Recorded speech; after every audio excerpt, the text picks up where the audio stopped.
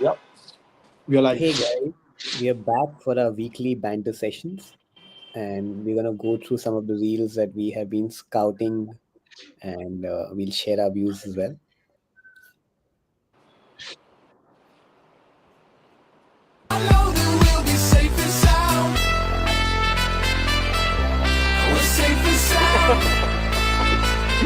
This one was really good. Yeah. This was damn funny.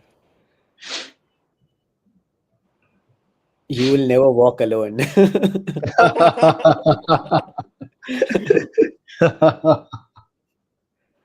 See, I love Mark Goldridge, so always fun to see his takes on United. Mugs! You're bloody mugs! You need to wake up! You are like the person who keeps getting cheated on and takes them back. Oh, this time it's going to be different. What do you mean? They're actually down the pub giving a blowy now! And you're there taking them back! You bloody idiots! Losing against Everton when it's 0-0 against 10 men? That is the lowest of the low. That's worse than Brentford. That's our worst performance since the Europa League final. 0-0? 0-0? They get a man sent off for slapping their own player. You couldn't have a more open goal to 3 points. They score in the 20-something minute, and we haven't scored at Old Trafford against 10 fucking men. And we're talking about top 4, and Sir Jim's talking about 3 years. Idiots! The whole fucking club from bottom to top is a joke. An absolute joke. We talk the talk. We may as well be a bloody baby rabbit trying to shag a hungry lion. It's just over the top and stupid commentary. I was just about to say that compare his reaction to Manan's reaction. It's like chalk and cheese. Okay. Like next 3 week messages we'll to win, send a let's United say, fan to make them 3-0. feel better. The third will help the most. 1. Why did you sell McTominay?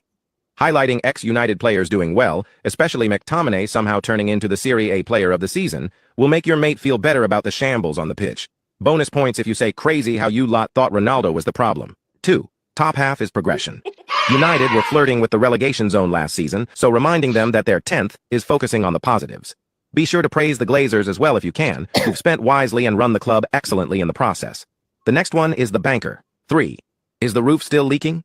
This shows genuine concern about the welfare and dryness of the fans inside Old Trafford and highlights you care about the genuine issues at the club. 3 messages. The number of memes after United has lost yesterday, it's just kind of become crazy, yeah. Like you open Instagram, एक कुछ ना कुछ तो आएगा ही उस पे ऐसा है. It was 6 weeks in the making ना 5 मैचेस से हारे नहीं थे तो ऐसे वेट कर रहे थे सब meme makers. Imagine they won against Liverpool, then they won against Brighton, and then there are people who are like, we are in the title race, we are in the title race. Yeah, that was also Then they stupid. draw 2 and lose 1. Crazy, yeah. Hi, Mark. Obviously, you played with Lamine Yamal for Spain. I was wondering whether it helps, I suppose, in terms of your preparation that you have Esteval at the moment to sort of prepare for these games. And how do you prepare to face Yamal and how do you deal with him? Yeah, well, Esteban, I tell him to put shin pads this training because I start to training. Essentially, he's gonna kick Yamal about. And this is actually very true.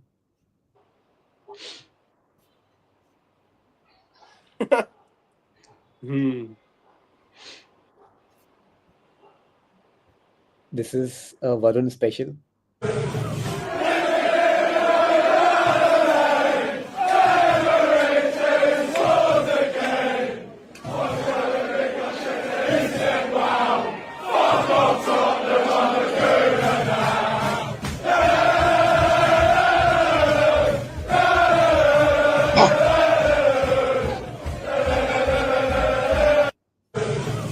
The fans were having a blast after the game.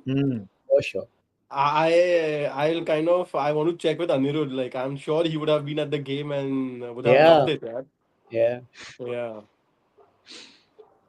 This is actually one of the best videos you'll see about the biggest game of the season so far. This Wednesday, the football world will stop as the two best teams on the planet go head to head in a game that will decide the number one team in the sport. On one side, Bayern Munich. They haven't lost all season. They've only drawn once. They're a machine that runs through everyone and make even the elite teams look average. They beat the European champions, even with a man down. They move with a cold, ruthless efficiency that feels inevitable. Olise creating, Kane finishing, Upamecano sweeping up everything behind them. It's a flawless system. So flawless that people are starting to call them unbeatable. But if there's one team built to break unbeatable, it's Arsenal. A team with only one loss this season. A team that just dismantled their arch rivals 4-1. A team that went over a month without conceding a goal. Their backline is already being compared to greats from the past, and when they go forward, they're just as dangerous. Saka, Trossard, Eze coming off a hat-trick, players who can carve you open at a single moment. Right now, both teams stand perfect in the Champions League, but after Wednesday, at least one of them will finally slip. It won't decide the season. Both sides will still make the knockouts. But this may only be the first clash, the first claim to the throne. Because when Arsenal meet Bayern, it's not just a group stage match. It's a fight to be called the best team in the world. Like and follow me. This Wednesday. It's a great build-up. What do you guys think will be what's I your think prediction for the game? because Luis Diaz is suspended, I think Arsenal have the upper hand. So I think they may, because of their defense, they may be able to kind of get the better of Bayern. Yeah. A Okay. fully fit Diaz, I think Bayern will have the upper hand. Manan, what do you think? I think because Gyökeres is not available, Bayern may have the upper hand. Sorry, Arsenal will have the upper hand. I think Arsenal at home. I think home is a big Yeah, advantage. yeah, But home advantage is good. yeah, and of course Luis Diaz. Of course, like I think he's a player in form. So of course him missing out also is a big mistake. But yeah, so just shout out to this new format in the Champions League, right? Like you get to see such games in the group stages, right? Because of such a format. So yeah, interesting. This isn't just the Premier League's second highest scorer. This is a man who came from nothing. Because while most academy kids are worried about what boots to wear, Igor Thiago was struggling to support his family. You see, when he was just 13, his father passed away. And suddenly, football wasn't a dream, it was a luxury. He carried groceries, laid bricks, helped his mother in any way that he could, all while holding on to the dream that he could one day still become a professional footballer. He didn't come through a famous academy. He scored 4 in 43 for his first ever team, but he fought step by step. From a small club in Brazil, to Bulgaria, to Belgium, and eventually to Brentford. But his new team had a problem. They had lost Tony. Now Mbumo and Visser were out the door too. Their firepower was gone. And this season many said Brentford would be relegated. But instead Thiago stepped in and is now saving this club. He scored over half their goals this season, but it's everything else that makes him special. Second in the league for aerial duels, 6'3", a nightmare for defenders. Yet he presses like someone half his size. A work rate built before football ever gave him anything back. 9 Premier League goals already, the top scoring Brazilian in Europe. And with the World Cup on the horizon, he might just complete one of the most inspirational journeys in football. From just a teenager laying bricks, to representing his country on the global stage. Like and follow for more. This is Great story. Yeah.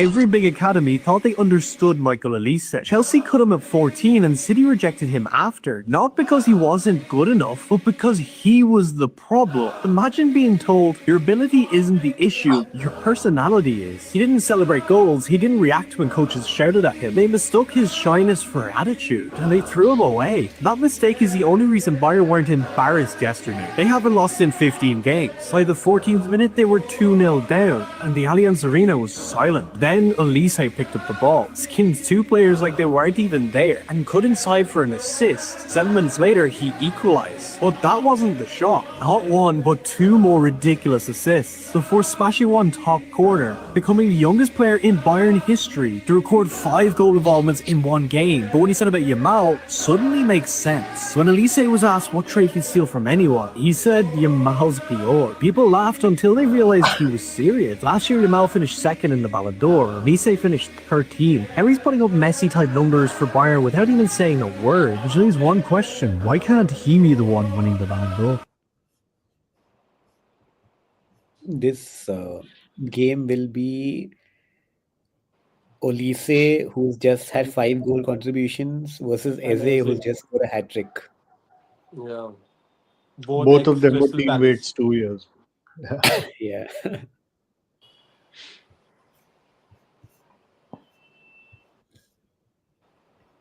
This was the moment we were referring to earlier.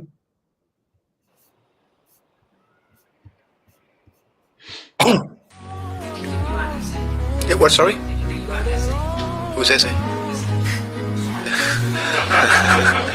in this bitch. Yeah. Was on the outside looking in this bitch, but now I'm in this bitch. Had the summer worked out differently? You could have had a different shirt on today. Let's not speak about that. No.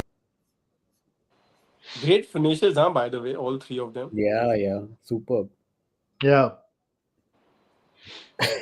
This is Haru on Monday.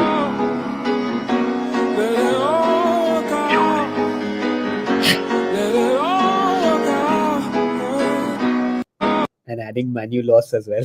This was me Sunday night, yeah. Yeah. This has been running the rounds.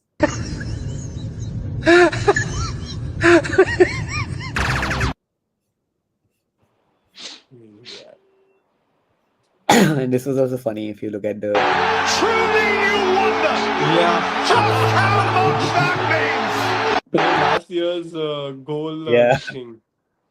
The goal announcement. Yeah. Cool. Some good reels, huh, this week. There's some more. Let me just check. Yeah.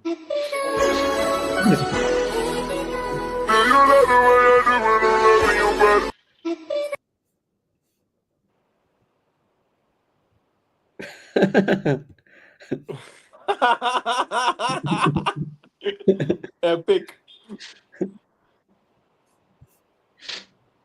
This was super relatable, by the way. This is pure climate change.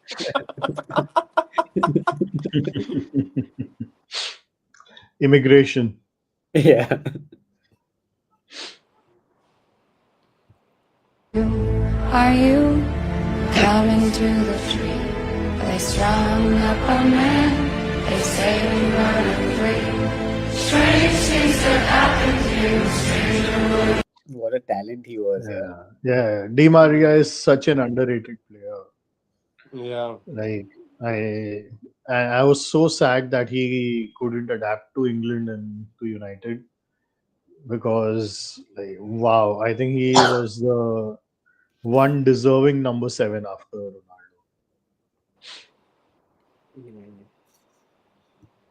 You guys are gonna like this one. Do you wanna know what's the team with most awarded penalties in UEFA Champions League history? Top 4 teams with most awarded penalties in the Champions League. Top 4, Barcelona. 45 penalties have been awarded in Champions League to Barcelona.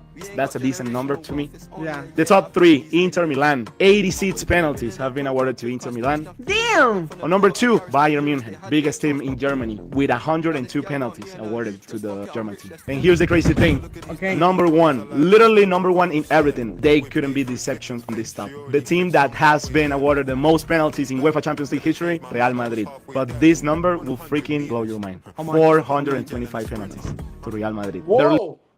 425. Wow. No wonder they have won 10 of them.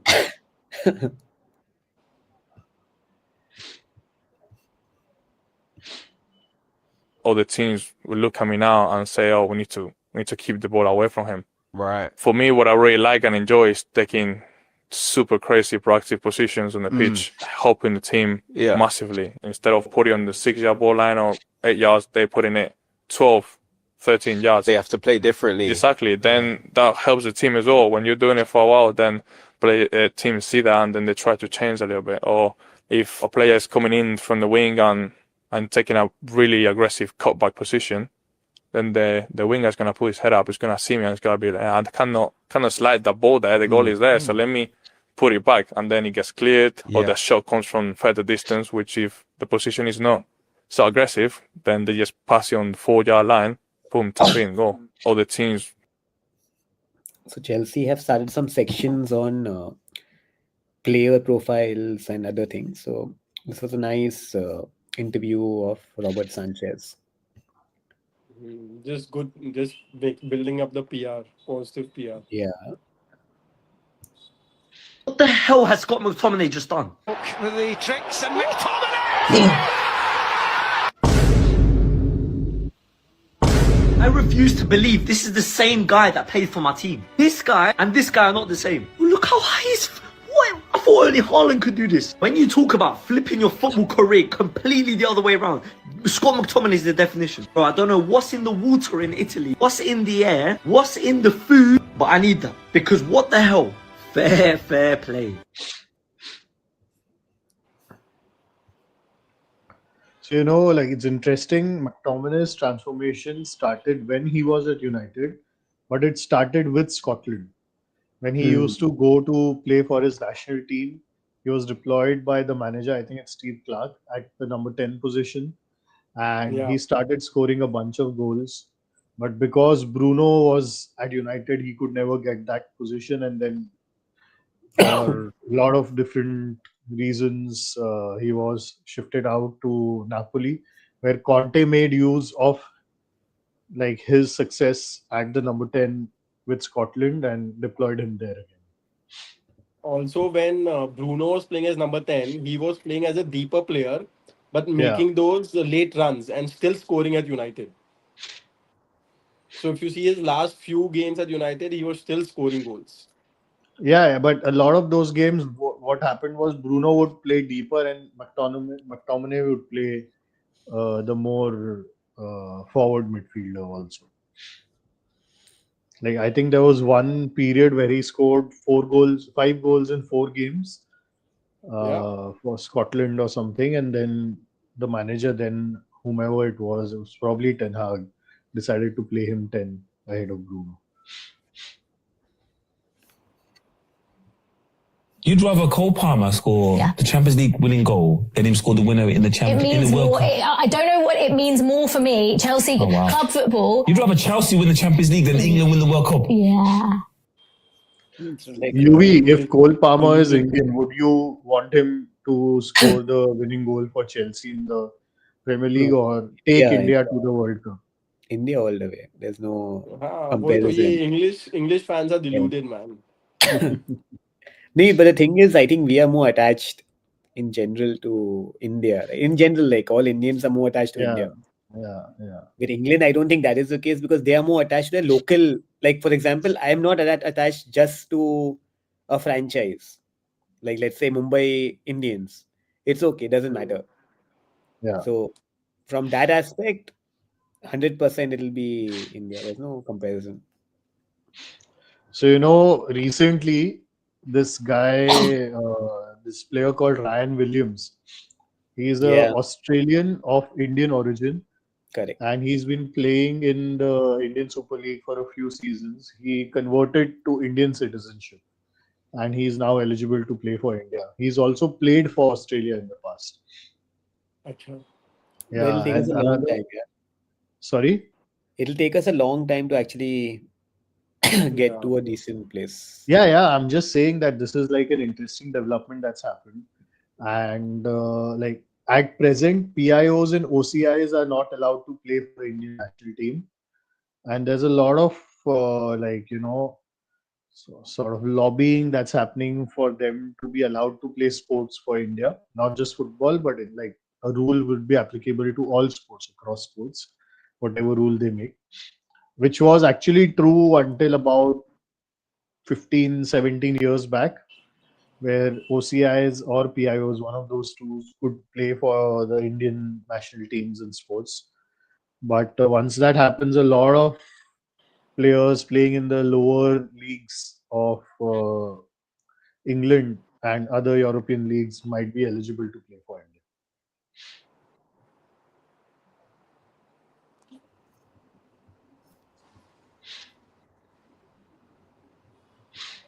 This was quite interesting.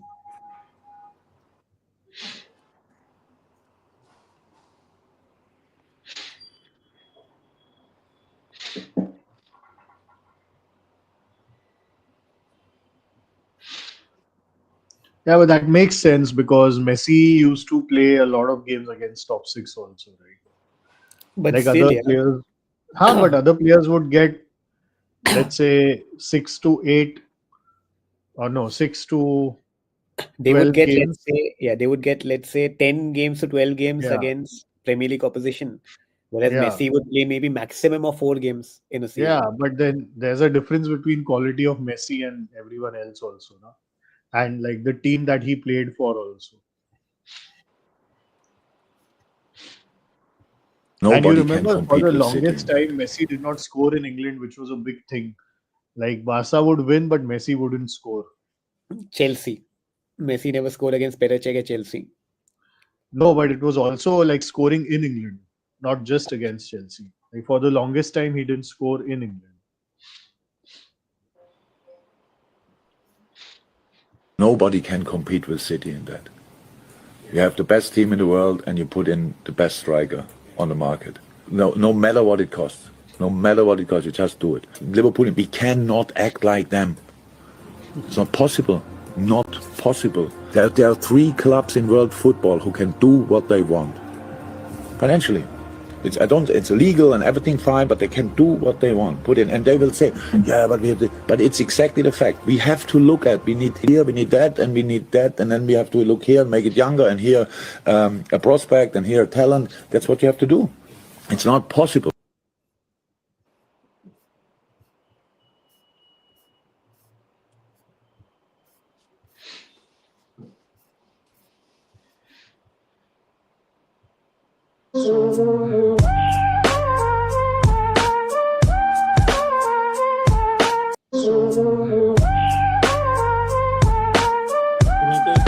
One of the greatest of all time. Yeah. Not talked about enough, I feel. Yeah. True.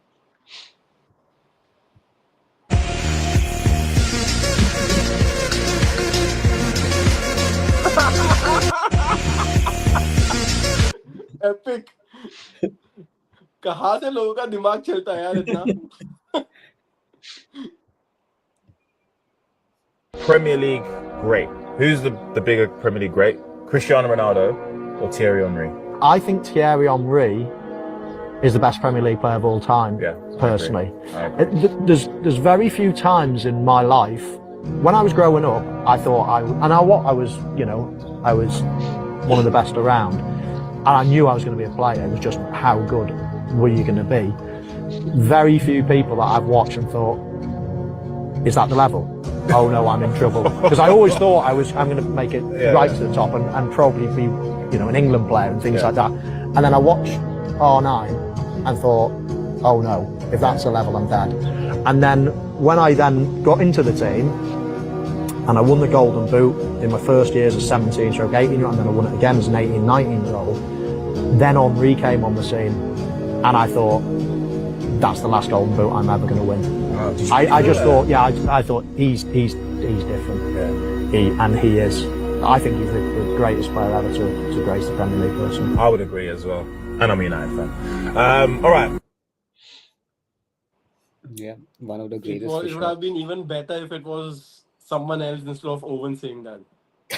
Nee, but Owen in his youth was like crazy. He's Yeah, won he a was Ballon really d'Or. good. Yeah, as he Yeah, said, right, Golden Boot winner, yeah. supposed to Ballon be one of d'Or. the top strikers for England, kind of a thing. So yeah, But if you see Henry, Henry regards R9 as the greatest. So yeah, of course, like levels. Yeah. yeah. Yeah, I think R9 was better also. Matlab, in terms of those 2 years for sure. हाँ but R9 Premier League कहाँ खेला है? हाँ, Premier League नहीं, but Maybe in general. overall, I think R9 was better than Henry. Correct. Cool. Last 2-3 reels and we wrap up in like 3-4 minutes.